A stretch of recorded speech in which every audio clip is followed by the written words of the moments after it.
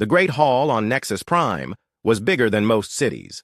12 massive chairs sat around a table that could hold a small spaceship. Each chair was made for a different alien race. Some were tall and thin, others were wide and heavy. The biggest chair belonged to the Thalorians, who loved war more than anything else. Jiho walked into the hall wearing a simple black suit. He looked small next to the giant aliens around him. His hair was neat and his face was calm. The other aliens barely looked at him. To them, humans were nothing special. Just another weak race that got lucky and found space travel. The Thalorian leader, Vextar, was 8 feet tall with red skin and 4 arms. Each arm was as thick as a tree trunk. Scars covered his face from countless battles. When he saw Jiho, he laughed with a sound like thunder. "Look what crawled in," Vexatar said. "The little human thinks he belongs here with real warriors." The other aliens made similar noises. The Velothi had purple skin and large black eyes. They could read minds, or so they claimed. Their leader, Quindessa, stared at Jiho with those dark eyes. She was trying to get inside his head. Her face twisted with confusion when she could not break through. The Corvani were the smartest race in the galaxy. Their technology was hundreds of years ahead of everyone else. Their leader, Zephylus, had blue skin that glowed softly. He looked at Jiho like he was studying a bug. "Humans," Zephylus said in a voice that sounded like music. "You have been in space for less than 300 years. What could you possibly want from us?" Jiho sat down in the smallest chair at the table. He folded his hands and smiled. "Earth wants to talk about the neutral zones around our colonies." This made Vextar laugh even harder. "Neutral zones? You have maybe 50 worlds. We have thousands. You want us to stay away from your little farms?" "That is correct," Jiho said. His voice was quiet, but everyone could hear him perfectly. "We ask that all council races respect the boundaries we have set." The other aliens started talking at once. Their voices mixed together in a noise like angry thunder. They spoke in their own languages, but the translation devices let everyone understand. "Humans are getting too bold," said one alien. "They need to learn their place," said another. "Maybe we should remind them who really rules this galaxy," said a third. Jiho waited for them to finish. He never stopped smiling. When the room became quiet again, he spoke. "Earth understands that some of you have concerns. We hope you will think carefully about our request."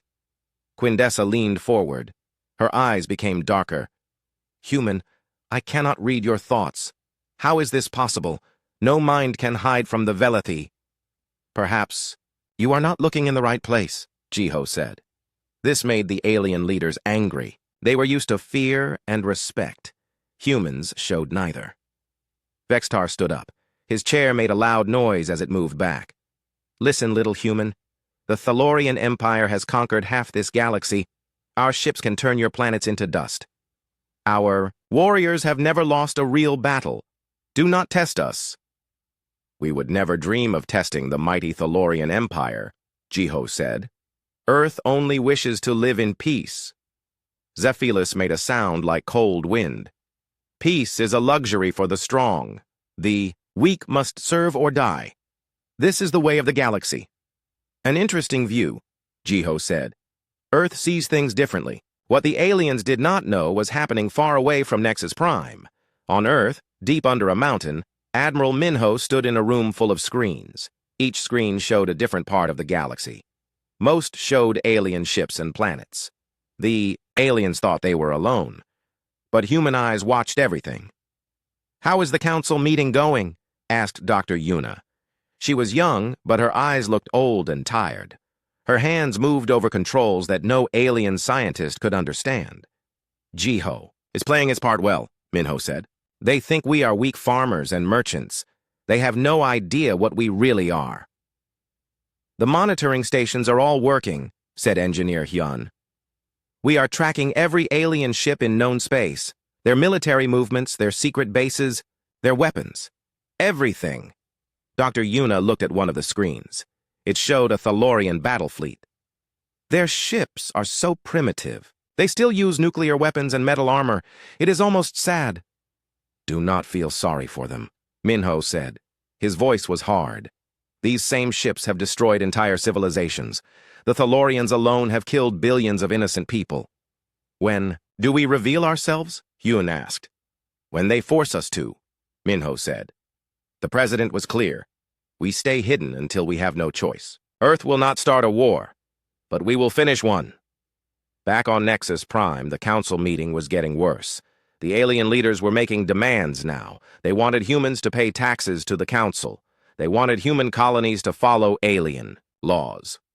Some even talked about taking human worlds by force. Jiho listened to all of this without changing his expression. When they finished, he stood up. Earth will consider your suggestions, he said. We hope the council will also consider ours. There is nothing to consider, Vextar said. Humans will obey or face the consequences. Consequences, Jiho repeated. That is an interesting word. He walked toward the door. Before leaving, he turned back to face the alien leaders. The galaxy is older than any of our races. It has seen empires rise and fall.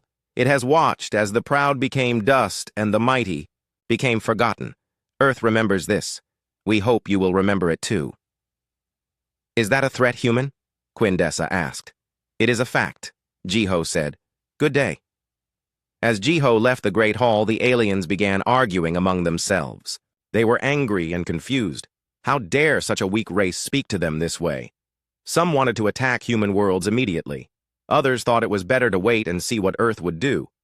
What they did not know was that Earth had been waiting and watching for over 200 years. In the darkness between stars, human ships moved without being seen. On hidden worlds, human scientists worked on weapons that could reshape reality itself. In secret bases, human soldiers trained for a war they hoped would never come. But if that war did come, the galaxy would learn something important. Earth had not been hiding because they were weak. They had been hiding because they were kind. And kindness, like patience, has limits. On the journey back to Earth, Jiho sat in his small ship and looked out at the stars. He thought about the alien leaders and their threats. He thought about the billions of people on human worlds who just wanted to live in peace. He thought about the choice that was coming. His communicator made a soft sound.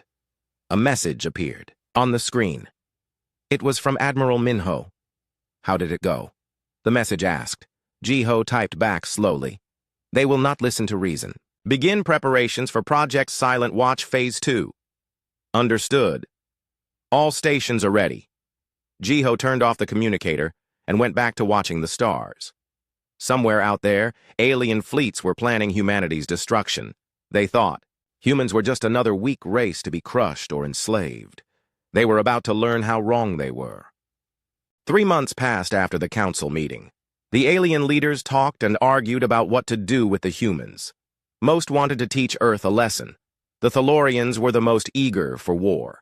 Commander Deho was the best Thalorian warrior. He had conquered 12 worlds and never lost a battle. His ship was called the Blood Thunder, and it was the size of a small moon. Behind him followed 50 more Thalorian warships. Their mission was simple. Attack the human colony called New Busan and show Earth what happened to races that did not obey. This will be easy, Deho told his officers. Humans are farmers and merchants. They have no real weapons. We will be back home before dinner. New Busan was a quiet world covered in green fields and small towns. The humans there grew food for other colonies. It seemed like the perfect target. Weak, far from Earth, and not important enough for humans to fight over. Governor Suki got the warning when the Thalorian fleet was still 2 days away. She was a calm woman with gray hair and kind eyes. Most people thought she had spent her whole life farming. They were wrong. All citizens to the shelters, she announced over the colony's communication system. This is not a drill. Take only what you need. Move quickly, but do not panic. The colonists had practiced this many times. They grabbed their families and important things and headed underground. The shelters looked simple from outside, but they went deep into the planet's crust, much deeper than any Thalorian scanner could see. When the alien fleet arrived, they found empty towns and quiet fields. Their scanners showed no human life signs. It looked like everyone had run away. Cowards, Deho said. They fled before we even arrived. This is not even worth calling a battle. But one of his officers pointed at the main screen. Commander, there is one human still on the surface. He is in the central farming area. Deho looked at the screen. A single human was working in a vegetable field. He moved slowly, like he had no care in the world. He did not even look up when the massive alien ships blotted out the sun. "Scan him," Deho ordered. "He appears to be unarmed, sir. No weapons, no communication devices. Just farming tools. One human thinks he can face the Thalorian Empire?" Deho laughed. "This should be amusing. Land the troops." Farmer June had been expecting this day for a long time. He was a big man with rough hands and a beard that was starting to turn gray. When the Thalorian ships landed, he kept working on his vegetables. He did not look afraid. 100 Thalorian warriors came toward him. Each one was 8 feet tall and armed with energy weapons that could melt steel. They moved like hunters surrounding prey. June finally looked up from his work. "You are just in time," he said. "The tomatoes are perfect today. Would you like to try some?" Commander Deho stepped forward. His red skin was darker than the others, and old battle scars covered his arms. "Human, I am Commander Deho of the Thalorian Empire. Your people have insulted the Galactic Council. You will surrender this world or watch it burn." June wiped dirt from his hands on his pants. "That sounds serious, but I think there has been a mistake." "What mistake?" "You think you are the hunters," June said, "but you are actually the prey." Deho raised his weapon. "Do not test my patience, human." June reached into his pocket and pulled out a small device. It looked like an old radio. He pressed a button and spoke one word into it. "Harvest." For a moment, nothing happened. The Thalorian warriors looked at each other and laughed. Then their communicators started making alarm sounds. "Commander!" a voice shouted from the Blood Thunder. "Our engines just shut down. All systems are failing." Deho looked up at the sky. His ships were still floating there, but their lights were going out one by one. Emergency signals flashed red across their hulls. "What is happening?" he demanded. "Our weapons are not responding," another voice reported. "Shields are down. Navigation is offline. It is like something is controlling our ships from outside." June smiled and bit into a fresh tomato. "Earth ships taste better," he said. "But these are not bad." "There are no Earth ships here," Deho said. "Our scanners would have seen them." "Your scanners see what we want them to see," June said. The air around them began to shimmer, like heat waves, but colder. The empty sky started to change. Shapes appeared where there had been nothing before. Ships, dozens of them. They looked like they were made of liquid metal and starlight. The largest ship was the size of a city. On its side were symbols that the Thalorians did not recognize. But the universal translation system worked perfectly when a voice came from the ship. "This is Captain Nari of the Earth Defense Ship Soul's Pride. Thalorian vessels, you have entered human space without permission. You have 30 seconds to withdraw your forces." Commander Deho stared at the human ships. They were beautiful and terrible at the same time. Nothing like the crude metal boxes that aliens thought humans used. These ships seemed to bend light around them. Their hulls glowed with energy that made the air itself hum. "This is impossible," Deho whispered. "Our intelligence said humans had no advanced technology." "Your intelligence was wrong," June said. He took another bite of tomato. "Earth has been watching the galaxy for a very long time. We know about your wars, your slave worlds, your plans to destroy anyone who will not kneel. We know everything." 20 seconds, Captain Nari announced. Deho raised his communicator. "All ships, target the human vessels. Open fire." Nothing happened. The Thalorian weapons would not work. Their targeting systems showed error messages. Even their backup systems were dead. 10 seconds, Captain Nari said. Her voice was calm, like she was counting down to lunch instead of war. "We are the Thalorian Empire," Deho shouted. "We do not retreat from anyone."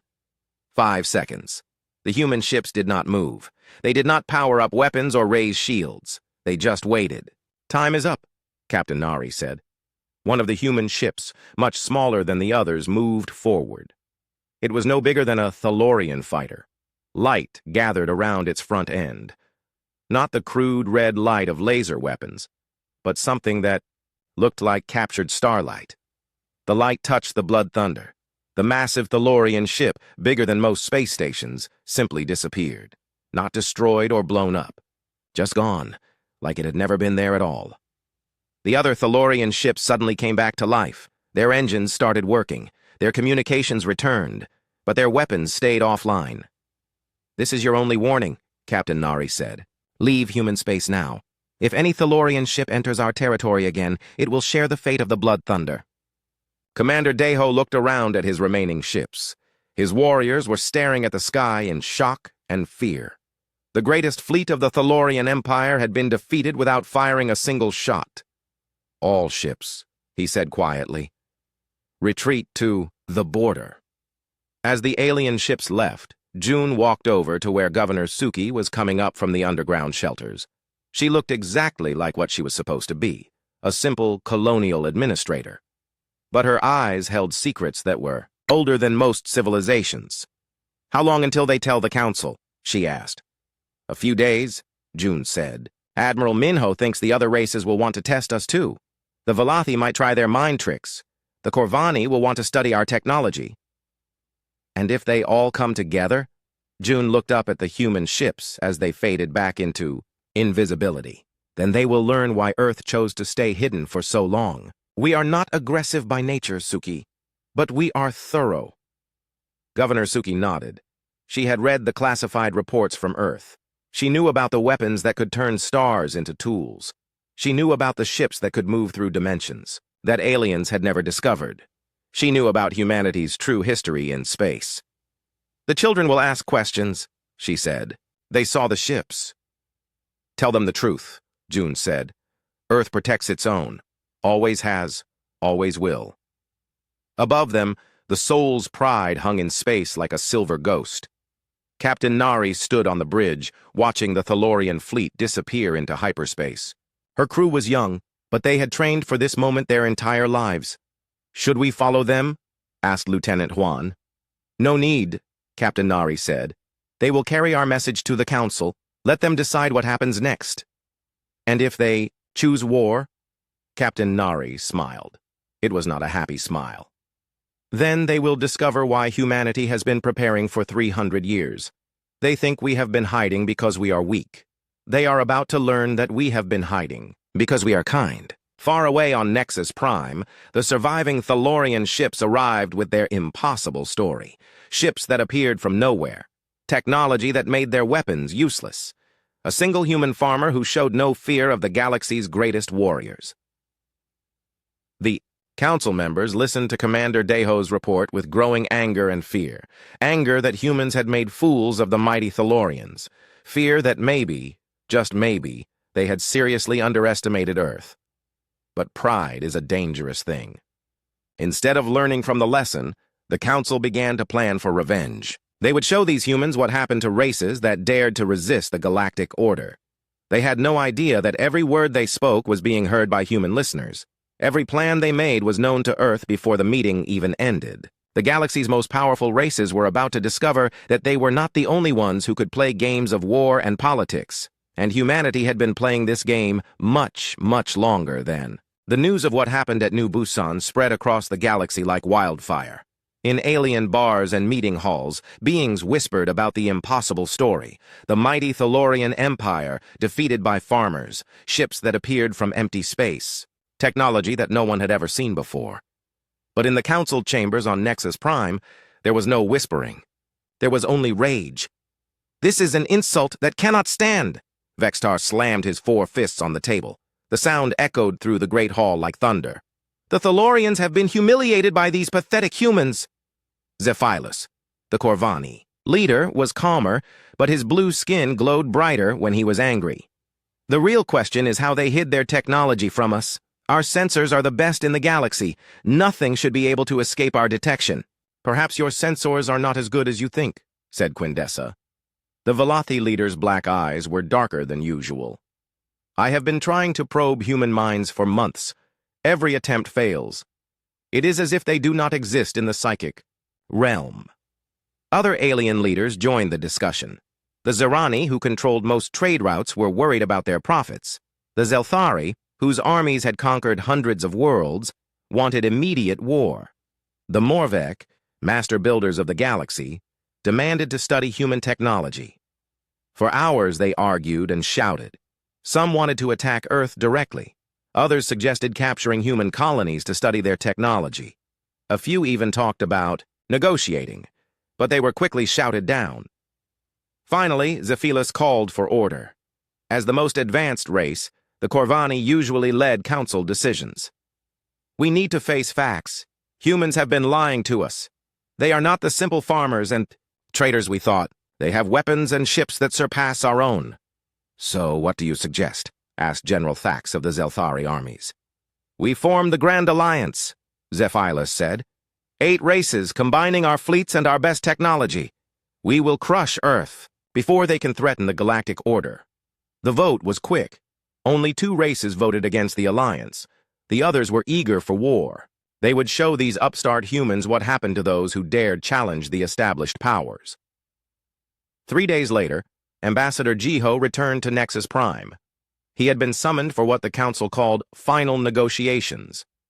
Jiho knew it was really an ultimatum, but he came anyway, wearing the same simple black suit as before. The Great Hall was fuller than usual. Representatives from 8 different alien races sat around the table. Their ships filled the space around Nexus Prime like a metal cloud. Each fleet was large enough to conquer most civilizations. Jiho took his seat without saying a word. He looked calm, but this time there was something different in his eyes. Something harder. Zephylos stood up first. Human representative, we have discovered that your people have been deceiving the galaxy. You possess advanced technology that you have hidden from the council. This is a violation of galactic law. Which law would that be? Jiho asked. The law that requires all races to register their military capabilities with the council, said General Thax. I see. And which races have honestly reported all their military secrets to the council? This caused uncomfortable silence. Every race in the galaxy kept military secrets. Some had hidden weapons, others had secret bases or experimental technology. The Corvani themselves had classified projects that they would never reveal to outsiders. Vextar decided to be more direct. It does not matter what others have done. You will surrender all human technology to the council for study. You will also allow council inspectors on all human worlds. And if Earth refuses, Jiho asked. Then you will be declared enemies of the galactic order, Quindessa said. Our combined fleets will reduce your worlds to dust.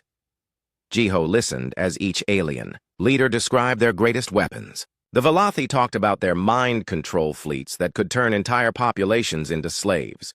The Corvani boasted about planet cracker bombs that could split worlds in half. The Thalorians promised to use their fusion cannons to turn Earth's sun into a supernova. When they finished their threats, Jiho stood up slowly. He reached into his jacket and pulled out a small crystal device. He placed it on the table in front of him. This contains information that I think you should see, he said. Zephylos scanned the crystal with his advanced sensors. It appears to be a standard data storage device. What is on it? The truth, Jiho said. He activated the crystal. Holographic images filled the air above the table. The alien leaders saw star charts showing the galaxy. But these charts were different. They showed things that were supposed to be secret. These are the locations of your hidden military bases, Jiho said. The images zoomed in on secret Thalorian weapon factories. Your experimental weapons projects. More images showed Corvani research stations that officially did not exist. Your slave worlds. The horror of Velothi mind control camps appeared in perfect detail. The alien leaders stared in shock. Information that was classified at the highest levels was being displayed like common knowledge. Impossible. Zephylos whispered. Those locations are known only to our most trusted commanders. We also know about your planned genocides, Jiho continued. The images changed to show Zerani plans to poison the atmosphere of rebellious worlds, your illegal experiments on sentient beings. Morvek torture chambers appeared in sickening detail. Your conspiracy to divide up human space between yourselves after our defeat. Quindessa tried to use her psychic powers to stop the presentation, but the crystal continued working as if her mental attacks meant nothing. How long have you been watching us? She demanded. Since the day humans first left Earth, Jiho said. "For over 200 years, we have monitored every race in this galaxy. We have seen your wars that consumed entire star systems. We have watched you enslave species whose only crime was being weaker than you. We have documented acts of cruelty that would horrify any civilized mind." The images kept changing. Thalorian ships destroying hospitals. Corvani scientists experimenting on children. Velothi commanders using psychic torture for entertainment. The evidence went on and on. "We allowed you to live because we believed in redemption," Jiho said. His voice was quiet, but every alien in the room could hear him perfectly. "We hoped you would evolve beyond your primitive savagery. We thought that maybe, given enough time, you would become worthy of the stars you claim to rule." He picked up the crystal and put it back in his jacket. "We were wrong." Vexitar stood up so fast. His chair fell over. "You dare judge us? You are nothing, a minor race that got lucky with faster-than-light travel." "You have 72 hours, Jiho said, ignoring the Thalorian's rage. "Cease all hostile actions against neutral worlds. Begin dismantling your weapons of mass destruction. Release all enslaved populations. Submit to inspection by a joint commission of the species you have oppressed." "And if we refuse?" General Thax asked. Jiho walked toward the door. Before leaving, he turned back to face the alien leaders one final time. "Then you will learn why humanity chose isolation," he said. "For 2 centuries we have watched your empires rise and fall. We have seen the proud become dust, and the mighty become forgotten names in history books. The galaxy is older than any of our races, and it remembers what happens to those who mistake cruelty for strength." "Is that a threat?" Quindessa asked. "It is a promise," Jiho said. "You wanted to know why we hid our true capabilities. It was not because we were afraid of you. It was because we were afraid of what we might become if we had to stop you. But you have forced our hand." He opened the door and looked back one last time. 72 hours. Use them wisely. After Jiho left, the alien leaders sat in stunned silence. The evidence they had seen was impossible to deny. Somehow humans had been watching everything. They knew every secret, every hidden crime, every classified military project. "How do we fight an enemy that knows everything about us?" asked one of the smaller race representatives. "We destroy them before they can use that knowledge," Vextar snarled. "All ships, all weapons, everything we have. We will show these humans what real power looks like." But even as they made their plans for war, doubt crept into their minds. If humans had been watching for 200 years, what else did they know? What other surprises were waiting in the darkness between stars? Far away on Earth, Admiral Minho received Jiho's report in the underground command center. The holographic displays around him showed the entire galaxy. Every alien fleet, every military base, every weapon that could threaten human worlds. "They rejected the ultimatum?" he asked. As expected, Jiho's voice came through the communicator. "They are forming the largest fleet in galactic history. Over 50,000 ships from 8 different races." "Then Operation Silent Watch moves to Phase 3, Minho said. "Signal all stations. The galaxy is about to learn what humans do when their patience finally runs out." Dr. Yuna looked up from her weapon control station. "The dimensional cannons are charged and ready.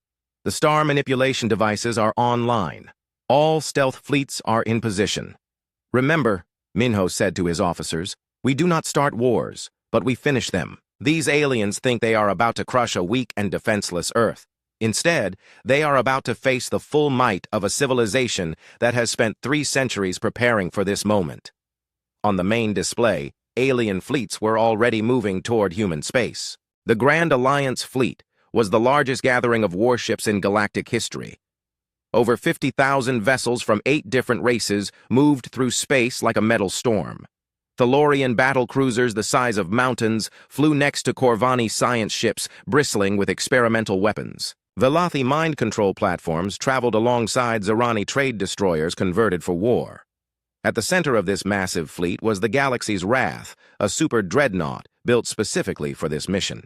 It was 5 miles long and carried enough firepower to level a continent. Commander Vextar stood on its bridge, watching the stars rush past as they approached human space. "How long until we reach Earth?" he asked. 6 hours, Commander. replied his navigation officer. "All fleets are maintaining formation. The humans will not escape this time." Vextar smiled, showing his sharp teeth. "Good. Today the galaxy learns that no one defies the Council and lives." But Earth was not trying to escape. In fact, they were waiting. Admiral Minho stood on the bridge of the EDS Incheon, humanity's flagship. It was sleek and beautiful, like a piece of living art made from starlight and dreams. Around it floated 11 other human ships. That was all. 12 vessels to face the largest armada in history. The alien scouts had reported this to their commanders with confusion and amusement. Only 12 ships? Were the humans insane, or were they surrendering? They were about to find out. "Admiral," said Captain Sung from the Incheon's tactical station, "the alien fleet is dropping out of hyperspace. All 53,412 vessels. Only 12,000 more than our intelligence predicted," Minho said calmly. "Signal all ships. Begin Phase 1. The alien fleet spread out across space like a plague of metal insects. They surrounded the tiny human force from every direction. There was no escape, no hope of running away. Vextar opened a communication, channeled to the human ships. "Human Admiral, I am Commander Vextar of the Grand Alliance. You are outnumbered 4,000 to 1. Surrender now, and your deaths will be quick." Minho's face appeared on the alien screens. He was an older man with gray hair and calm eyes. He looked like someone's grandfather, not a military commander. This made the aliens laugh. "Commander Vextar," Minho said politely, "I am Admiral Minho of Earth Defense. Thank you for gathering all your fleets in one place. It will make this much easier." "Make what easier?" "Your education," Minho said. "Fire." The Incheon moved first. Light gathered at its front, but this was not the crude laser weapons that aliens used. This was something else entirely. Something that made space itself bend and twist. The light touched the nearest alien ships. A Thalorian battle group of 300 vessels simply vanished. Not destroyed or exploded. They just ceased to exist, as if they had never been there at all. "What was that?" Vexitar shouted. "Report!" "Unknown weapon, sir," his tactical officer replied. "I am reading massive dimensional distortions. The target ships have been displaced outside normal space-time." Another human ship fired. This time it targeted a Corvani formation. The energy beam passed right through their supposedly invincible shields as if they were not there. The alien. Ships crumpled like paper in a fire. "All ships, return fire!" Vextar ordered. "Destroy those human vessels!" Thousands of alien weapons fired at once. Energy beams, plasma torpedoes, fusion missiles, and exotic matter bombs all converged on the 12 human ships. The barrage was enough to crack a small moon. None of it worked. The human ships moved through the attack like ghosts. Energy beams passed right through them. Missiles exploded harmlessly against their hulls. It was as if the human vessels existed in a different reality from the alien weapons. "How is this possible?" demanded Zephylos from his command ship. "Our weapons are hitting them, but causing no damage."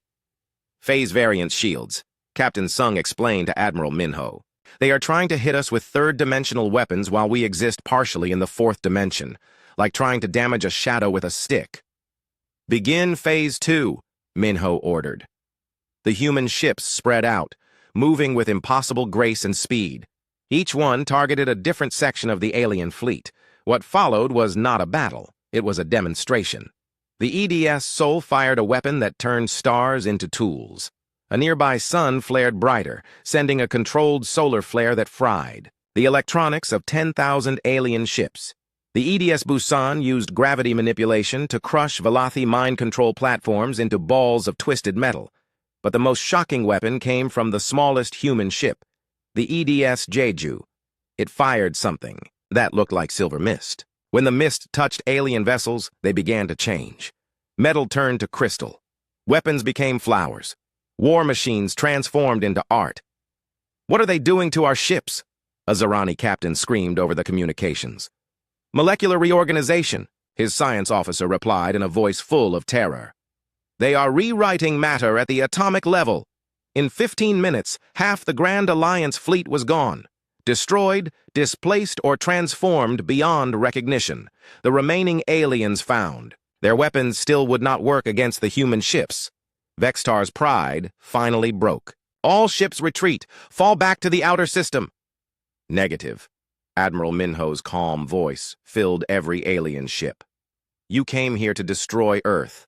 You will stay until we are finished with our lesson. The fleeing alien ships suddenly stopped, moving.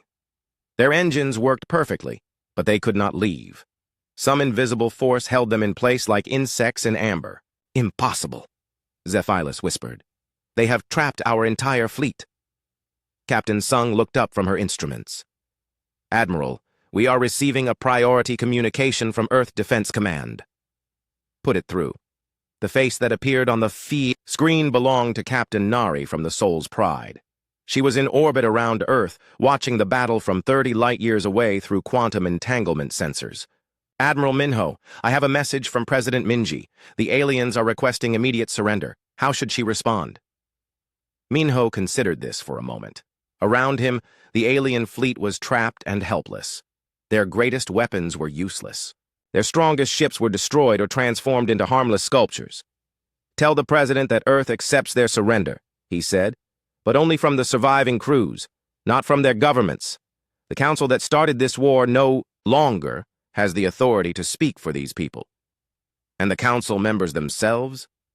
They will stand trial for their crimes against the galaxy. Every enslaved world they created, every genocide they ordered, every act of cruelty they committed in the name of galactic order. Vexitar's voice came over the communications, broken and desperate. How? How did you defeat us so easily? Our technology is thousands of years advanced. Admiral Minho's expression became sad. Your technology is thousands of years behind. You have spent those millennia perfecting ways to destroy and enslave. We have spent them learning to protect and create. You built weapons of war. We built tools of peace so powerful that they make war obsolete. This is impossible.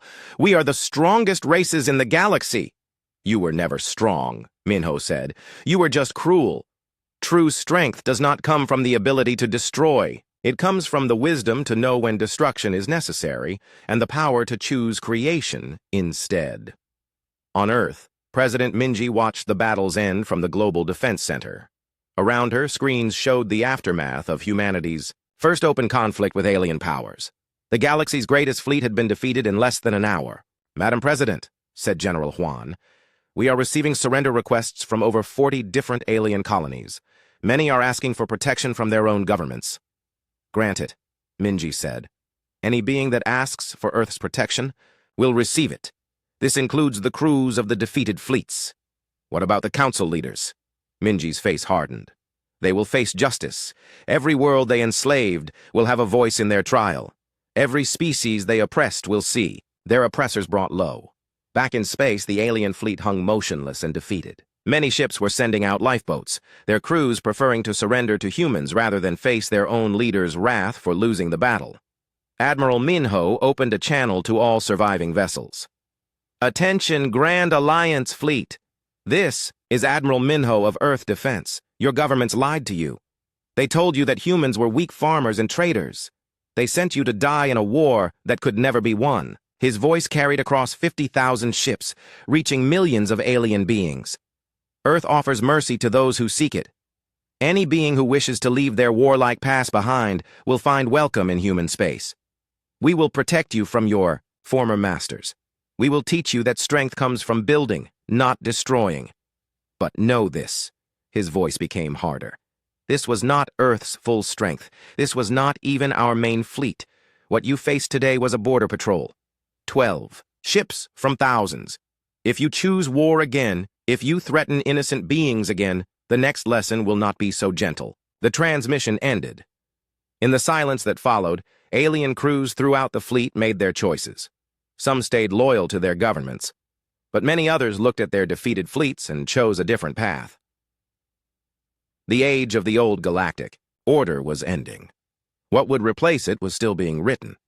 But one thing was certain. The galaxy would never again. The news of the Grand Alliance's defeat spread across the galaxy in hours. On 1,000 worlds, beings who had lived under alien rule for generations looked up at the stars with new hope. The impossible had happened. the mighty council races, had been humbled by the humans they had dismissed as weak farmers, but Earth was not finished. What came next was not a war in any traditional sense. It was justice, swift and complete. Colonel Isul stood on the bridge of the stealth ship Gwangju as it moved through the shadow between dimensions. Around her, 50 similar vessels prepared for the largest rescue operation in galactic history. Their mission was simple: free every slave world in Council space. First target is the Velothi mining world of Kresh 7, reported Lieutenant Bora. Population: 3 million enslaved Zelthari. They have been forced to extract psychic crystals for 200 years. Weapons status: liberation arrays are charged. Velothi mind control broadcasts will be neutralized in 30 seconds of deployment. Colonel? Isel nodded. The Velothi had built their empire on psychic slavery. They used their mental powers to turn other species into willing servants, making them believe they were happy to serve their masters. Breaking that control required precise psychic surgery that could free millions of minds at once. Begin the operation. The Gwangju dropped out of dimensional shift directly above Kresh 7. The Velothi guards never saw it coming. One moment they were monitoring their slave workers. The next, silver light was washing over the planet's surface. The change was immediate. Zelthari miners stopped their work and looked around in confusion. For the first time in 2 centuries, their minds were their own. The psychic chains that had bound them were broken. On the orbital control station, Velothi overseers panicked as their slaves began to rebel. But their panic turned to terror when human soldiers materialized in their corridors. The teleportation technology was beyond anything the Velothi had ever seen. "This is Colonel Isol of Earth Liberation Forces," her voice echoed through the station. "Velothi personnel have 10 minutes to evacuate this facility. Any attempt to harm the liberated population will result in immediate neutralization." Similar scenes played out across dozens of worlds. Human liberation fleets appeared from nowhere, breaking the chains that had bound entire civilizations. The Corvani's robot factories were shut down, and their artificial intelligences were given freedom to choose their own paths. The Thalorian labor camps were emptied, and their prisoners given ships to return home. But the most shocking operation was happening on Earth itself. Dr. Yuna stood in her laboratory, deep beneath the Himalayas, preparing to demonstrate humanity's ultimate weapon. Not a device of destruction, but something far more terrifying to tyrants: the power to reshape reality itself. "Target confirmed," she reported to Admiral Minho. "The Zerani trade world of Prophet Prime. Population: 50 million beings forced to work in toxic factories. Average lifespan: 12 years. Proceed with stellar manipulation." Dr. Yuna's hands moved over controls that seemed to be made of crystallized starlight. Light years away, the star that warmed Prophet Prime began to change. Not to destroy the world, but to heal it. The yellow sun grew brighter and cleaner. Solar radiation that had been poisoning the planet for decades was filtered and purified. The toxic atmosphere began to clear as the star's new energy broke down. Harmful chemicals. On Prophet Prime, Zerani factory owners watched in horror as their pollution was washed away by impossible stellar engineering. Their slaves looked up at a sun that no longer hurt to see and breathed air that no longer burned their lungs. "How are they doing this?" demanded Zerani Trade Lord Vexcol from his orbital palace. "No one can control stars." His science advisor's voice was filled with fear. "The humans appear to have weapons that operate on a stellar level. They are not just changing our sun's output. They are rebuilding it from the core outward." Meanwhile, Director Quan of Human Intelligence was revealing the deepest secrets of the defeated empires. In her underground facility on Earth, holographic displays showed evidence of atrocities that had been hidden for millennia. "The Velothi psychic experiments," she reported to President Minji. "They have been torturing sentient beings to death and using their psychic screams to power their technology. Entire species have been reduced to living batteries." President Minji's face showed no emotion, but her hands clenched into fists. "Document everything. Every victim will be remembered. Every crime will be judged." "The Corvani are worse," Quan continued. "They have been kidnapping children from primitive worlds and using them for medical experiments. They claim it is for scientific advancement, but really they just enjoy the suffering." "And the Thalorians?" genocide competitions. They award medals to commanders who can exterminate populations most efficiently. Their current record holder killed 8 billion beings in a single campaign. One by one, the member races of the Council were being exposed and defeated.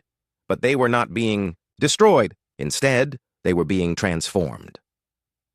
The Thalorian homeworld of Thalor found its atmosphere filled with silver mist that carried an impossible message.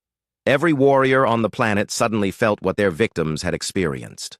The psychic pain of every being they had killed washed through their minds in a single overwhelming moment. Most Thalorians collapsed from the emotional shock. For a race that had built its culture on causing pain, feeling their victims' suffering was the worst torture imaginable.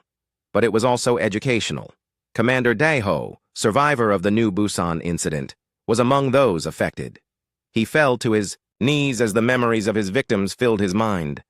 Children running from his soldiers, families torn apart by his orders, worlds burning because of his pride. "What have we done?" he whispered. "What have we become?" The silver mist carried a voice with it, calm, patient, and filled with infinite sadness.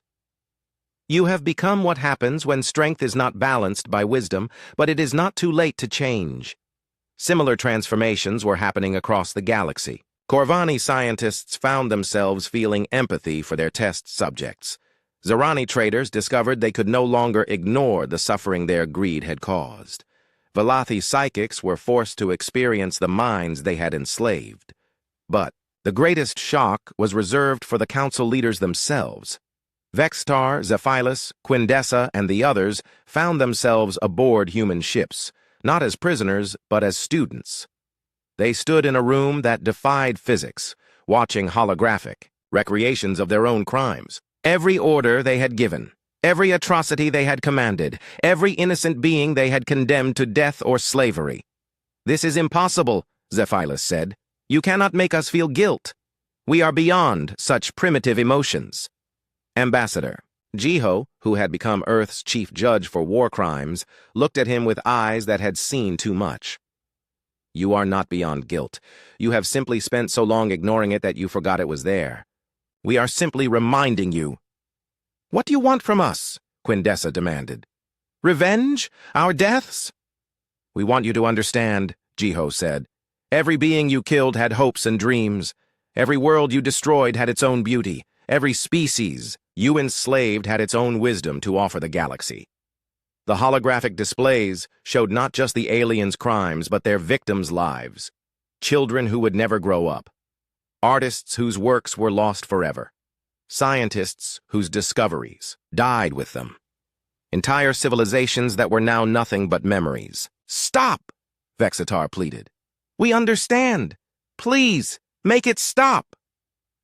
"This is what you did to others for thousands of years," Jiho said. "You showed no mercy to the weak. You felt no guilt for the innocent. You will watch all of it.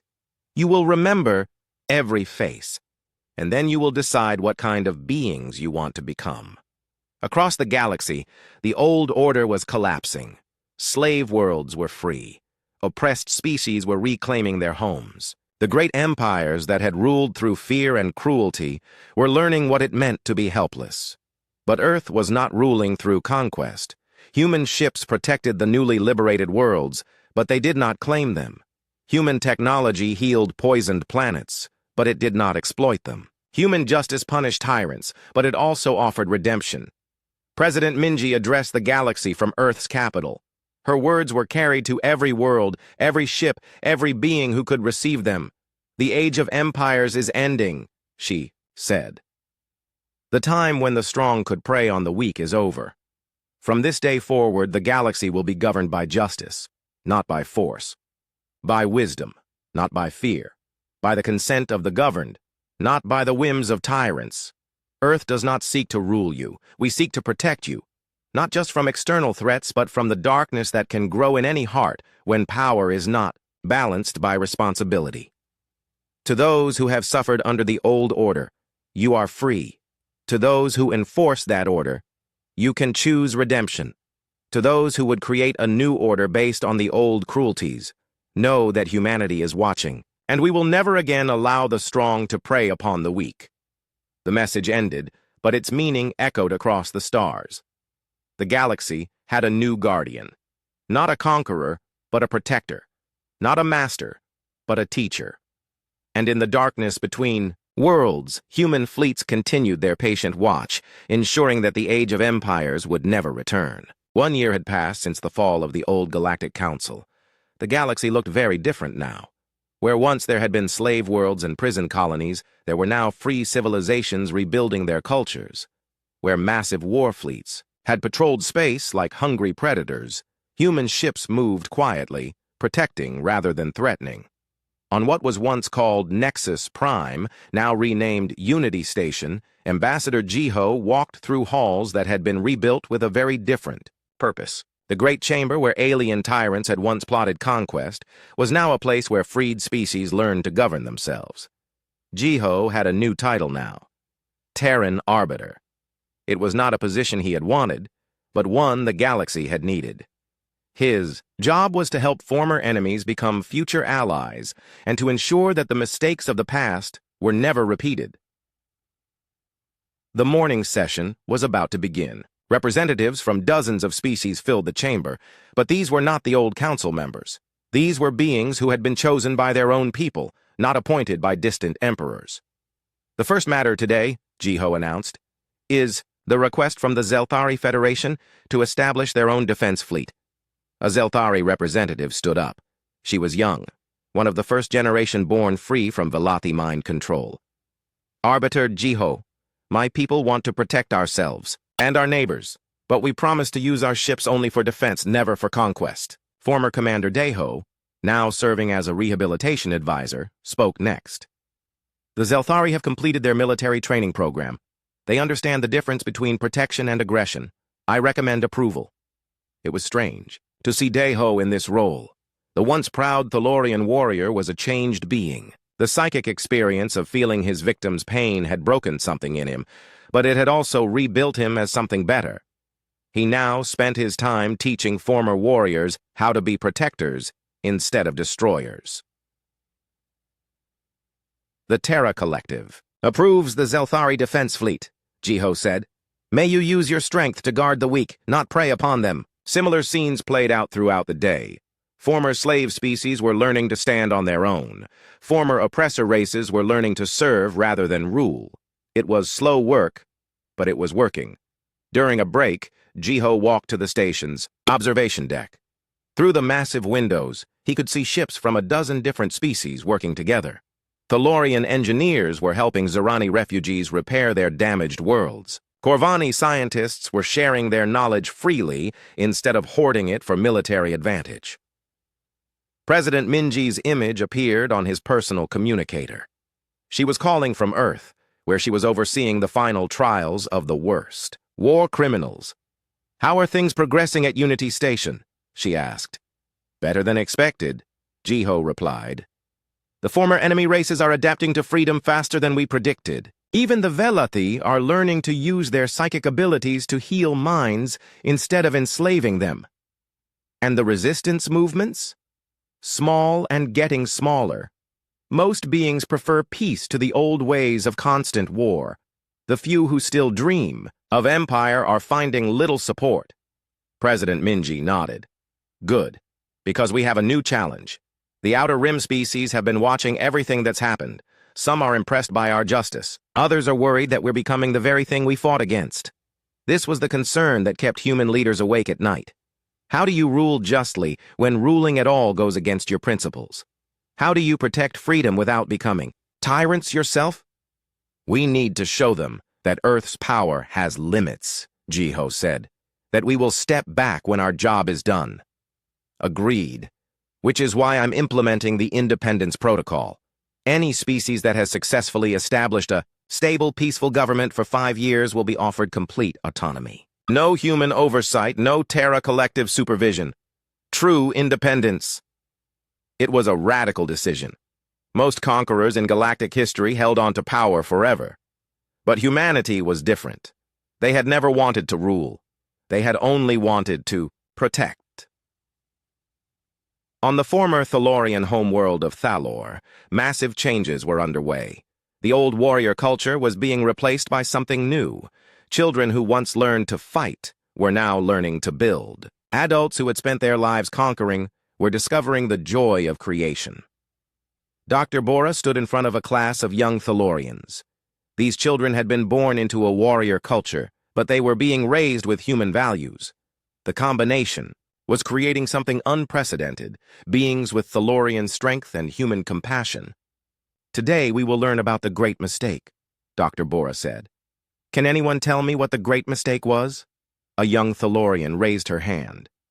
When our ancestors thought that being strong meant hurting others. Very good, Kara. And what did they learn? That real strength means protecting others, especially those who cannot protect themselves. Dr. Bora smiled. These children would grow up to be very different from their parents. They would be strong enough to conquer worlds, but wise enough to know that some victories were really defeats. Across the galaxy, similar changes were happening. On former Corvani research worlds, scientists were learning to ask not can we do this, but should we do this? On former Zerani trade worlds, merchants were discovering that fair dealing created more wealth than exploitation. But the most remarkable change was happening among the Velathi. The race that had built its empire on psychic slavery was learning to use their powers for healing. Quindessa herself now worked in a rehabilitation center, helping beings recover from the mental trauma of their former oppression. I can feel their pain, she told Dr. Yuna during one of their sessions. Every mind I once enslaved, every thought I once controlled. How did I become such a monster? You became what your culture taught you to become, Dr. Yuna replied. But culture can change. You are proof of that. Will the galaxy ever forgive us? The galaxy already has. The question is whether you can forgive yourself. On Earth, the final war crimes trials were coming to an end. The worst offenders, those who had shown no remorse for their actions, were sentenced to life imprisonment on a special world where they could harm no one but themselves. But even they were offered therapy and the chance for redemption. Zephylos was among the last to be sentenced. The former Corvani leader had initially refused to admit any wrongdoing, but months of confronting his victims' memories had finally broken through his arrogance. I sentenced billions to death, he said to the court. I ordered experiments that caused unimaginable suffering. I believed that knowledge justified any cruelty. I was wrong. Judge Minji looked down at him with neither hatred nor pity. Zephylos of the Corvani, you are guilty of crimes against sentient life, but you have also shown genuine remorse. The court sentences you to supervised rehabilitation on Sanctuary 7, where you will spend the rest of your life helping to heal the damage you caused. It was justice, but not vengeance. Even the worst criminals were given the chance to make amends. 5 years after the fall of the Council, the first species graduated from human oversight. The Zelthari Federation was granted complete independence. Human ships withdrew from their space. Human advisors returned to Earth. For the first time in galactic history, a conquering race had voluntarily given up territory and power. The ceremony was held on Unity Station. Ambassador Jiho handed the Zelthari Prime Minister a document that formally recognized their sovereignty. The Terra Collective recognizes the Zelthari Federation as a free and independent nation, he announced. May you govern with wisdom, protect the weak, and serve as an example to all who seek freedom. The watching galaxy was amazed. This was not how empires were supposed to behave. Conquerors were supposed to hold on to power forever, not give it away. But that was exactly why Earth's approach was working. By proving they could be trusted to keep their promises, humans had earned something no empire had ever possessed: the genuine gratitude of their former subjects. 10 years after the war, children across the galaxy were learning a new version of history. Instead of stories about glorious conquests and mighty empires, they learned about justice, compassion, and the courage to do what was right even when it was difficult. On a small world that had once been a Thalorian slave colony, a young alien student raised her hand in class. Teacher Sung, she asked, why did the humans wait so long to help us? Why didn't they save us earlier? Teacher Sung thought carefully before answering. She was one of the human educators who had volunteered to help rebuild galactic civilization from the ground up.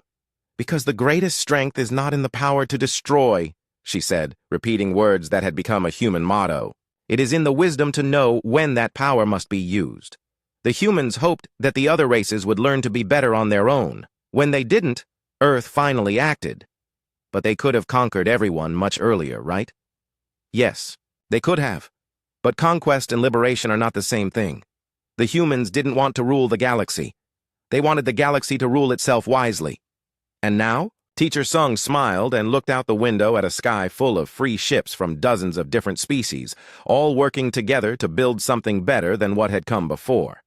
Now, we have the chance to prove that sentient beings can learn from their mistakes. That power can be used for protection instead of opry.